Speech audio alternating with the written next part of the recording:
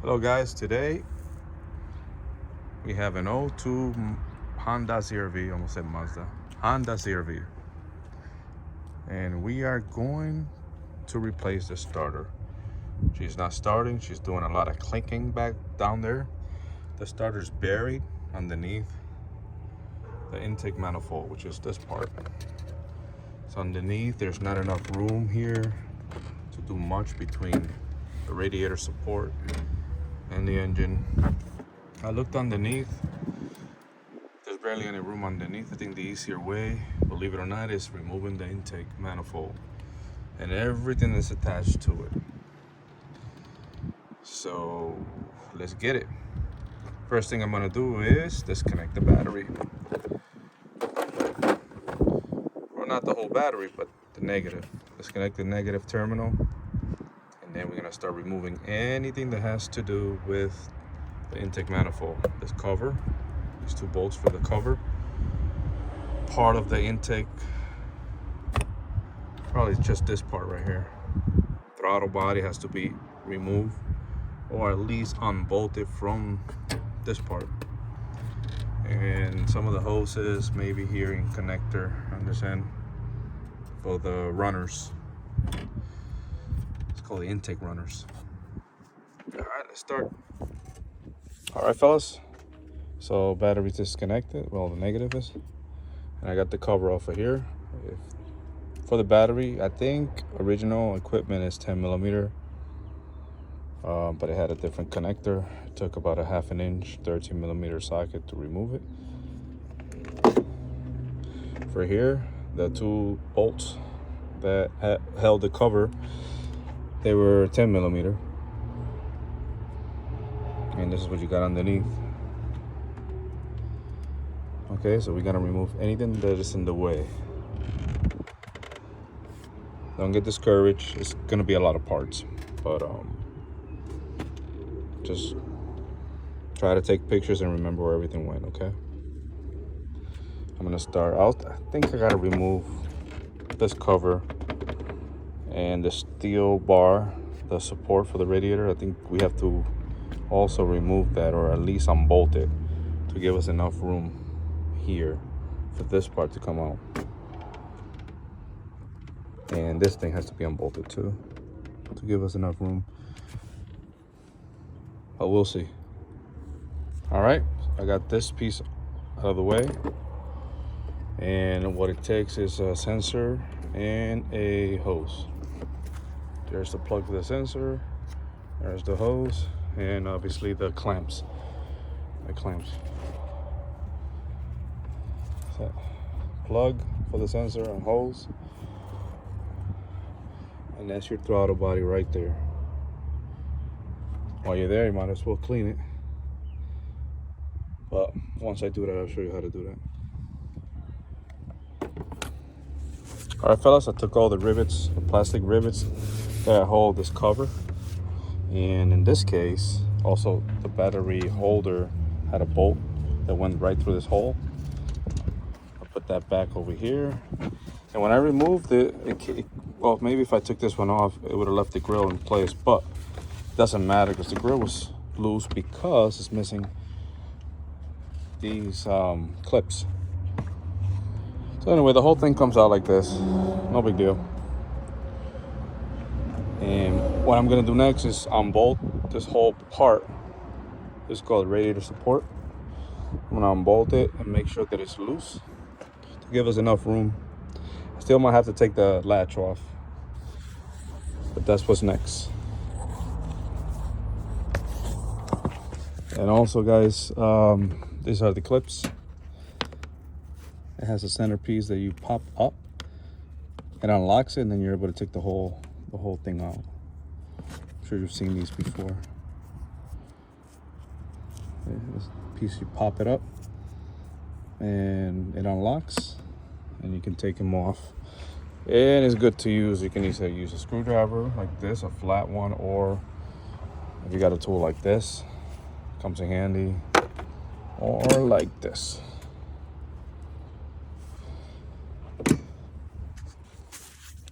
All right, fellas, so it took about 8 bolts to get the radiator support off. The ones on the top, and there's these with the bracket to hold the bumper, and these with the bracket for the radiator, and the two that in the back here for the intake, part of the intake. The two here, so that would be 10 if you, well, 11 if you count the ones for this.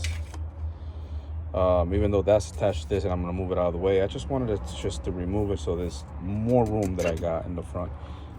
Like I said, I'm doing this. I don't know if this is what I need to do, but I'm gonna do it because I feel that I need more room. So bolt here, bolt here, bolt here. So about 8 on the bar plus 3 for the latch. And that's what I got going on. And now it's nice and loose. I should be able to wiggle it out of the way, maybe bend these back or move these out of the way while I do it. Because they have a bolt on the side down there somewhere. Can't even see it, but it's there. Yeah, it's way down there. All right, I'm gonna move this out of the way and I'm gonna continue moving forward. All right, fellas, it's out of the way. This side more than this side for some reason, but I noticed that this truck, it's missing already some clips, and this is definitely more loose. I think this is supposed to be attached down there somewhere, and it's not, so that gives me even more room. In fact, somebody didn't bolt it down. But if yours is original, you should be able to at least bring it back some. Unhook it and just bring it back a little bit to give you enough room. Maybe not as much as me, but something like this. And make sure you don't lose the bolts. Organize your bolts and lines because they're all different sizes. Same way you took them out. I started on the right side and then on the left, and that's the way the bolts are laid down. And all right, that's it. All right, fellas, throttle body is disconnected, as you can see. So it has 4 bolts. 4 bolts like so on this end, 2 on the top, 2 on the bottom. And all you gotta do is just unbolt it so it's off the plastic manifold, because that's the part we want to remove. And it'll stay hanging right here. If you want to maybe attach a bungee cord or something just to keep it out of the way, but it's up to you. I'm probably going to get one. And there were, what, 12mm heads. And I use a ratchet. and a short extension with a short socket. All right, moving on. So before unbolting or anything, you have to remove these 2 hoses. This one comes from the manifold to this tube right here. Squeeze the clamp, remove it. Then you got this one right here that goes, let me see, it goes all the way around here and it connects to the PCV valve, right? And it's crowded in there, you can't get your hands in there. But you can remove it from down here. It goes connected right there, and it's a pain in the ass. I recommend you use needle nose pliers if you got bent ones, or if you got these, use these. The hose did not want to come off the nipple, so I use a hook like this to get from behind the hose underneath and kind of like unstick it. And even still, trying to be very careful, kind of broke a little bit. Well, it's gonna be just fine. I'll try to get a new one or glue it really good. But be very careful with stuff like this. It's an old tool, it's old, and it's a lot of stuff that's gonna be brittle. Now, so this is gonna be connected here, right? Still gonna be attached to the manifold. And this one, I am going to just pull away, kind of like peel it off to the side over here, where it's not in the way. Yeah, it's not in the way now. So I think I'm all set here as far as hoses. There's no electrical plug on this side or anything. I'm gonna move to this side. And I know there's a plug right here. It has to come undone. It's in the way. If anything, I'll just I don't know if this part comes with it or not. I have to see. But as far as the bolts for the manifolds, it's 1, 2, 3, 4, 5 bolts. There's no other bolts down here. I think there's a plug. Yeah, there's a plug down there, right here, right underneath this round thing. This is the diaphragm, if I'm not mistaken, for the runners. And that plug right there is a gray plug, right there. Gotta remove that. That's one of those squeeze and pull type, just like all these. Squeeze and pull. Squeeze it and pull it. Sometimes they're a pain, but all the times they're really easy. I'm gonna get that undone. I'm gonna start taking the bolts off and see what else I have to get removed before I pull it out. Okay guys, so instead of removing the bolts that hold the manifold together, and I got 1, 2, 3.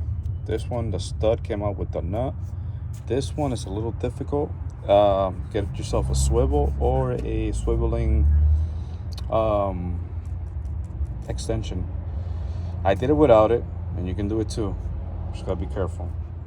But yeah, it's on an angle. Like if you try to get in there, it's difficult. It's not a lot of room. And I got this situation going on. The one in the middle is completely. It's very rusty. So I put the 12mm socket and it just doesn't grab. So I'm gonna try to let it soak with BB Blaster. This thing. I always call it BB Blaster, but it's PB Blaster. I like this product. But anyway, it's soaking. I'm gonna let that soak for a while, and then I'll try the smaller socket. If not, I have to get another tool that is meant to removing strip bolts. But hopefully I don't have to do that. So that's what I got going on. Hopefully yours look better. Okay, I'm back. This is the next day. I let that bolt soak with PB Blaster, and I ended up getting a special socket. There's a 12mm head socket, and it's a special one for this type of situation where you got a strip head on a bolt or a nut. They're like extractors. That's the kit. It comes with different sizes of sockets. So I'm gonna give it a shot, guys. I'm gonna insert this one. I'm gonna put it on there, and I'm gonna hit it with a hammer maybe on there so it's nice and tight. And then I'm gonna give it a shot, see if it comes out. Okay, that bolt is holding us back from going forward with this job. Guys, I think we got lucky. Yeah, it's coming out. Yep. Either that or it broke. But I think we got it. Even if it breaks, that's fine too. Oh no, it's coming out. So you have it, guys. If you go through a situation like this, taking the manifold off because it's too rusty, you're gonna end up having to get yourself some of these. Not necessarily this brand. They got them in Harbor Freight too. And it worked the same. I ended up using the 11mm because the 12mm went on there, but it also just didn't grab on too good. So I ended up grabbing the 11 or the 7. No, this is 7/16. Yeah, 7/16. 7/16 11mm. It has both sizes on there. It worked like a charm, as you can see. I beat it on there with a hammer and make sure that it was all the way on there as far as I can go, and it came out. But going forward, I'm gonna have to get a new bolts. All right, guys, I got the throttle body sitting out of the way with a bungee cord all the way attached to this corner right here. If you have one, I advise you or suggest for you to do the same, so that was out of the way. This is loose now, but I know there's some vacuum lines I gotta remove. I think this one I have to remove, and this valve stays, and it has another one underneath, so I have to work that out somehow. And I think this plug is into, I'm not sure. But I'm gonna try to remove this next, guys. And I'll show you as I'm doing it. All right, I was able to remove the manifold, and I removed that vacuum line from there. And as you can see, there's another one right there underneath here. So I'm gonna remove that right from underneath the valve.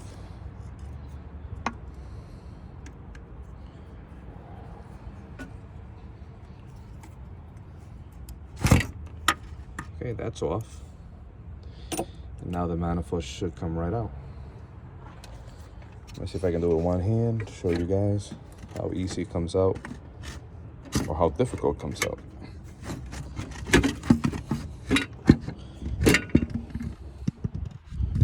Oh wait, I think we have a plug, an electrical plug. So don't force it, guys. When you feel a little bit of resistance, just stop and look, and yeah, have a plug. Let me see if yeah, see the plug underneath somewhere? Electrical plug, that gray one that I talked about earlier. I forgot to remove it. This guy right here. I'm gonna go ahead and remove that, and I'll take the manifold out. All right, guys, there it is. There's the manifold, and there's the starter, right there. That's the starter right there.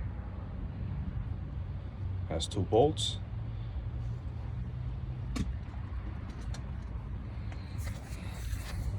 So it has 2 bolts, one here and one back here. Here's the power wire, here's the signal wire, and this right here looks like it's a knock sensor. So be careful with this when you're working here. And I think that's it as far as what we need to remove from the starter. Here's your signal wire. Just pull it out of the way. We have to figure out what we got here. This is the reason why we disconnect the battery, because there's a power wire right here. And the last thing you want to do is have the battery connected, and while you're removing that, having your ratchet touch ground, and then you have a short. And here, while you're here, this is the cooling line. There's the thermostat housing. I've heard these right away.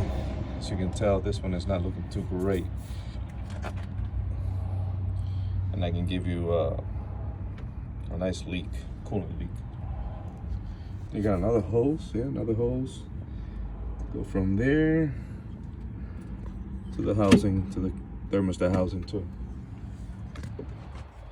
Anyway, guys, I gotta get that starter out. So we have a, I think 17 millimeter and a 14 millimeter in the back, and this is probably gonna be a 12 or 14, but I'm gonna make sure and I'll tell you guys when I got it out. So guys, this bottom one is definitely 17 millimeter, and the one in the back is 14, and the nut is 12, the nut for the power wire. They're super tight. I had to use my ratchet with a piece of pipe like that, and it fought me all the way till I got it loose. Same thing with the one in the back. So the one in the back, I ended up using I think I put a wrench like this on there, and I ended up grabbing the other one and giving myself some levers like this, and that's how I was able to pop it loose. Same thing with the bottom. Well, not like this, but with the pipe, like I said, they're tight. So get ready for that. I'm sure yours are gonna be as tight as mine. But be patient and see if you can do the same thing I'm doing, and it should work just fine. So all I gotta do now is finish removing the bolts and removing the starter. Okay, finally got the starter out. Right there. And that looks like original equipment to me. It says Honda right on it. So this thing fought me all the way. Fellas, like I was telling you guys to I crank on the bolts till like they pop loose. And then this one, the bottom one, This one fought me all the way. Look how the threads came out. A little damage, and I think that's the reason why. So it started coming out and then it got stuck. So drove it back in, drove it back out, and then it was stuck again. So I started using on the back of the housing, right back there, where the bolt goes in. The bolt goes into that bottom hole right there. So right in the back here somewhere, I ended up spraying. It's like way in the back on this side somewhere. I ended up spraying some of that PB Blaster, got it in the hole, drove the bolt in, then drove the bolt out, sprayed the front of the bolt, then drove it in, then sprayed the back of the bolt, drive it out, till I finally let go. But it was fighting me all the way, and probably got just stuck with rust and stuff. But I'm gonna try to re-tap the hole, make sure I clean the threads before, and maybe get a new bolt or clean this one up so that I can reuse it. Now I'm definitely gonna anti-seize these going in, and that's how the other one looks. That's the top one. So that's the one that's a 14mm head. This one is the 17mm. There's the bottom one, top one. All right.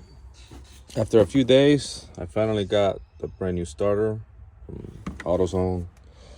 It's a remanufactured one. I spent about $340 with tax and everything. It's expensive as all hell. You imagine what a brand new one would probably cost? I don't know, maybe $100 more. Is it worth it? I don't know. This one has lifetime warranty. That's all they had, so I took it. So we're gonna go ahead and install it. Oh, another thing, guys, I was able to fix the bolt with I don't know if you can appreciate it, but it's shiny, but it's not because it's damaged or anything. I cleaned the threads pretty good with a thread file that I had. And that one that was stripped, I got all new ones from Honda. It's expensive too for them bolts. I got both the bolts and the nuts for the manifold. I think I spent about $34. So if you can get these from somewhere else, I would recommend that. Or just get the original. It's up to you. They're pretty expensive. And they're just regular flange head bolts. So we're gonna move forward with this. I'm gonna go ahead and install this. I'm gonna use anti-seize on the bolts. Make sure next time I have to remove them, they come right out. So the starter's in. Guys, it's the reverse of how I took it off. The two bolts, the two connections. Make sure it's nice and snug. Make sure everything is back the way you took it off. And what I'm gonna do before I move on, connected the battery, and I'm gonna try just to see that it cranks. I'm not gonna start her, I just wanna hear it crank and make sure that that is good.